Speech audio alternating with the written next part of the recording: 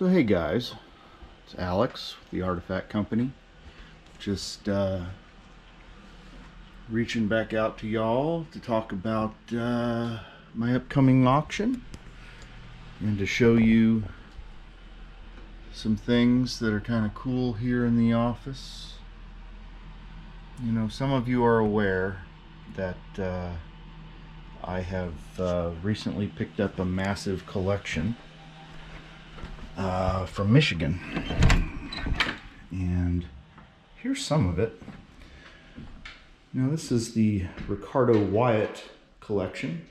Mr. Wyatt was in the Peace Corps in Africa back in the 60s and early 70s, and he had a love of actual Paleolithic African artifacts. Lots of Acheulean artifacts. These totes are absolutely full of various things from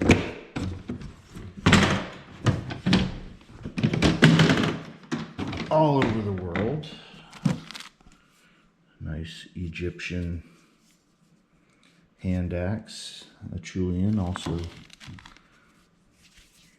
nice hand axes here. And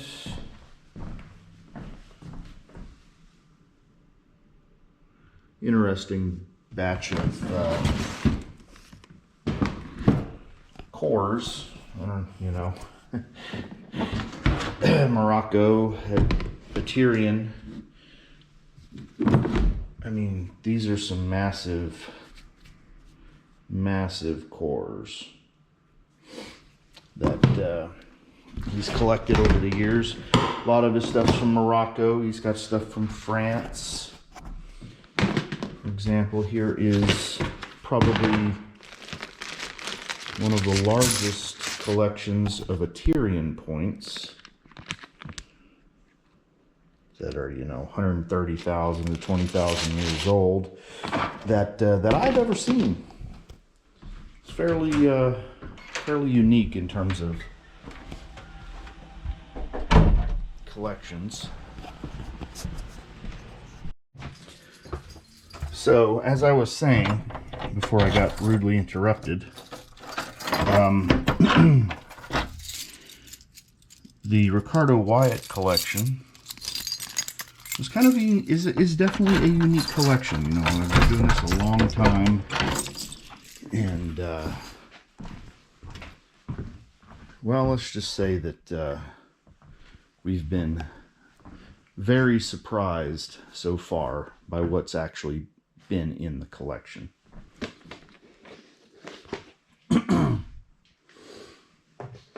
So when I went to pick up the collection, Mr. Wyatt had probably 80% of the collection sealed up in these priority boxes, and did not know, well, what exactly was going to be in there. I mean, you know, we've got flakes and some Onondaga chert from near Canada. He was kind of an interesting guy. Well, as we started opening up the boxes, we find out that he collected quite a few, you know, really nice paleo knives, uniface blades, the African material that you saw before. These are all bifaces from Florida. More uniface flake knives. And you might be thinking to yourself right now, it's like, Alex, get to the point. What the hell are you talking about? You know, this is the most boring video ever. You know, interesting little, he's got it marked as a Holland. He's got this marked as a Harden, but I'm not sure about that. You know, one of my jobs when I pick up someone's collection is I get to be the person that unfortunately has to go through and determine, well, did this guy make a lot of good decisions while he was building his collection? And I can tell you that of all the collectors that I've dealt with over the years, in terms of looking, getting their collections brought to market, Mr. Wyatt made some excellent decisions for him, and certainly for the next guy that is coming behind him with his collection. So, a lot of these have existing papers on them from Davis and Dickey and us and a few other collectors. Like these, this is all Florida, Georgia material.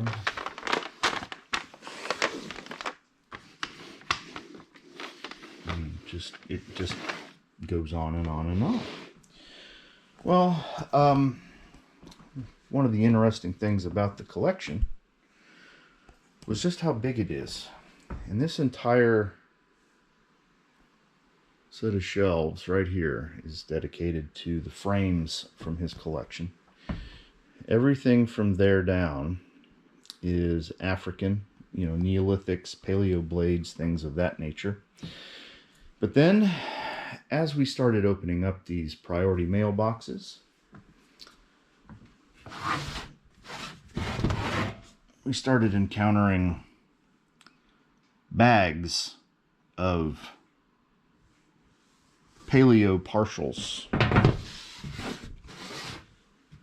and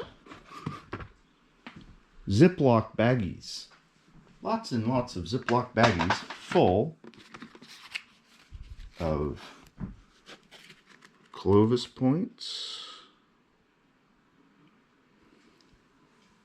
Fantastic Clovis points. And this example alone, kind of a St. Louis style piece.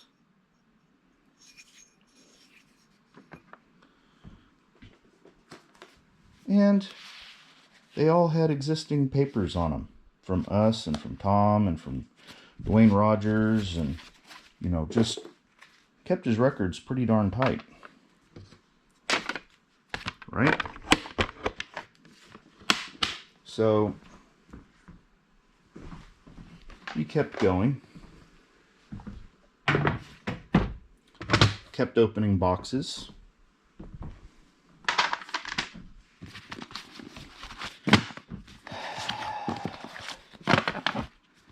More fluted points.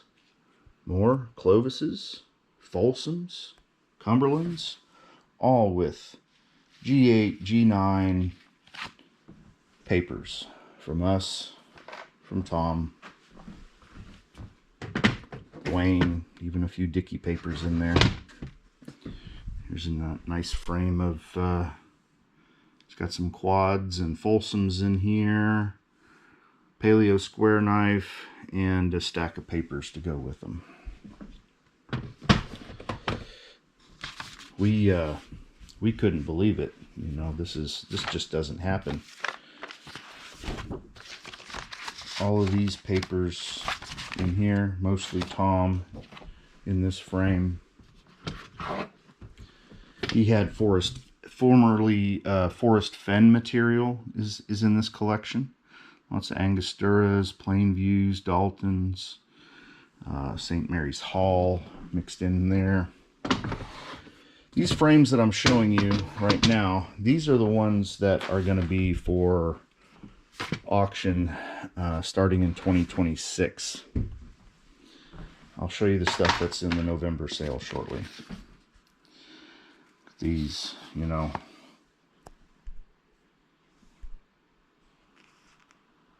broken and glued. I mean, there are some restored pieces in here, but they're going to be pretty clearly marked.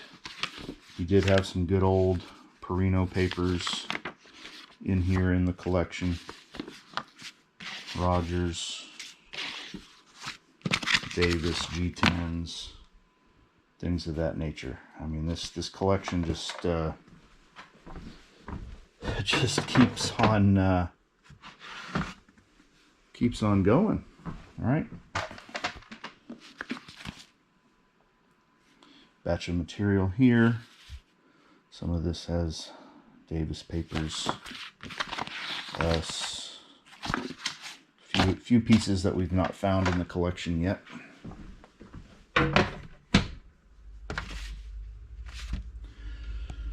Well, let's get on to the stuff that's actually going to be in this auction. Okay. Okay, guys. So the first frame we're going to look at here. Take the glass off.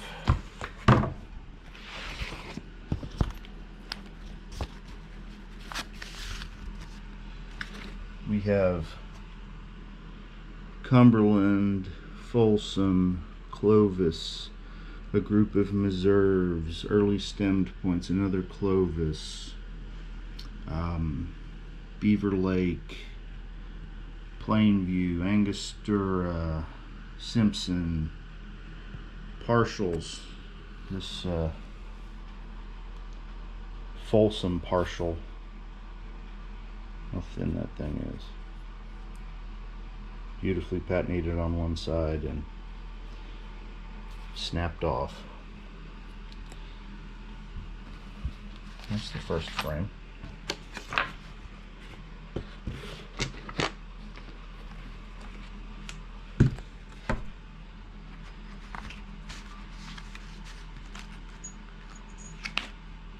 Here is frame number 2. The massive, absolutely massive Etley, ex-Paul Scully Etley. This little quad.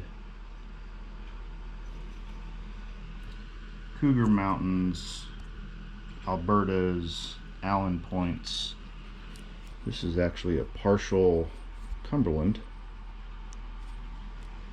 as is this. This is a partial Cumberland. That sawtooth on the edge is kind of hard to deny. How big would this son of a gun have been? 6 inches plus, 7 inches.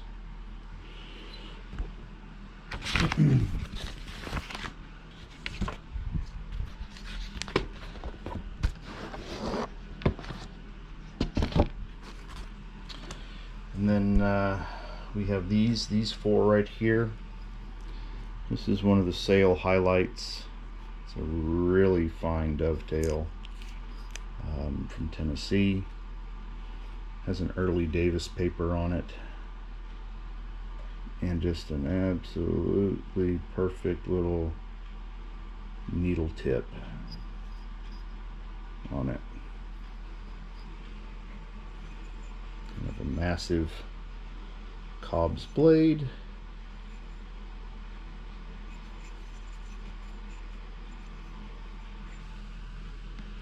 Got a nice Stillwell. Davis papered this as a Stanfield, but you know, some folks may want to type this as a red ochre blade instead.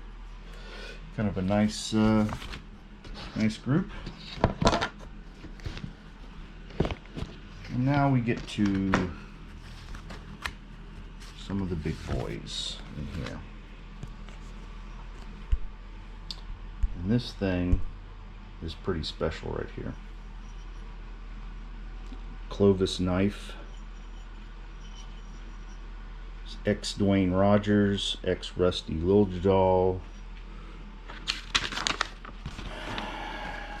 ex Don Metter, ex Pat Orsery. It's got a Tom Davis paper from 2004. He did not grade it, although it's definitely up there, G8, G9, something like that. And then we have this guy, which has a Davis G9 paper on it from Illinois. And this is a St. Louis style Clovis if I've ever seen one. It's not the biggest one out there, but it is, you know, 3 5/8 and pretty freaking thin. Just a really killer blade. For you local Kentucky boys, this one's from Montgomery County. It's got Davis paper on it. Got information back to the finder. Big Clovis knife. It is broken and glued. Kind of a Midwestern example. Just Clovis after Clovis after Clovis, and a lot of people wouldn't believe it. But they came out of the boxes with all the paperwork ready to go. He was quite the individual, and we hope to do his collection justice for him and his family. And then here are some of the other nicer pieces from the collection that will be in the sale. It's got a Rogers paper on it as a plain view, I believe. Yeah, plain view, papered in 1999. Here's a incredible Cobb's blade with water polish on it. Another massive Cobb's blade from Indiana in Attica chert. A nice Boyle chert agate basin from Montgomery County, sorry, Bath County, Kentucky. Pretty good Decatur from Ohio. I believe this one has a Bennett paper on it. Another nice Cobb's from Kentucky. It's got a Davis, I believe a G9 or G10 COA on it. Massive Stanfield, also with Davis paper on it, I believe is a G10. And you know, big Hemp Hill. I mean, that's pretty big right there. You know, definitely worth checking out in the auction. And a killer, you know, lots of killer little Thebes points and other early archaic mixed in. So it's kind of what I've been up to lately, and why I've not really been posting videos is I've been working on getting this collection cataloged and ready for auction.